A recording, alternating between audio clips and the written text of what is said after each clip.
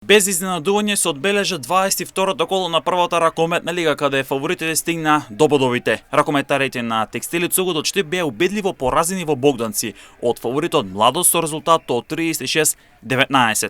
Од самиот старт тимот на Горан Андоновски започна да гради предност, истата само се зголемуваше во текот на мечот. Даниел Андоновски, Лазар Адамовек беа најдобри стрелци со по 7 погодоци, а пак Милислав Петров и Јован Величков постигнаа по 4 погодоци за штипскиот тим. Бодовите останаа во Свети Николе, откако Овче поле со 33-25 го доби шампион преку Александар Димитров, кој со 6 погодоци беше прво име кај домакинот, а за гостинот Давид Јовчевски постигна 10 гола, но недоволно за поволен резултат. Драчо јуниор доби службени бодови од мечот со откажаниот Кичево.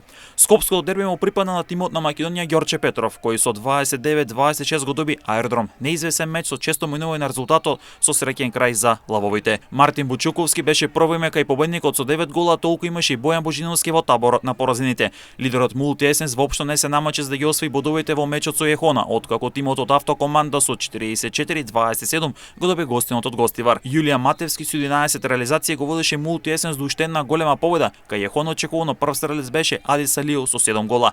Вардар неготино декласираше Преспа со резултат од 35-22 во меч каде Ѓорги Орешков постигна 17 погодоци и сам го реши мечот, а пак кај гостинот од Ресен Христен Ристевски беше најдобар стрелец со 8 гола. На врво нема промени. Мултиесенс е прв со 38 бодови, Младост е втор со исто толку бодови. Драчо јуниор е трет со 33 бодови. Текстилец Штип е седми со 20 бодови, а Овче поле од Свети Николе 10 со 12 бодови.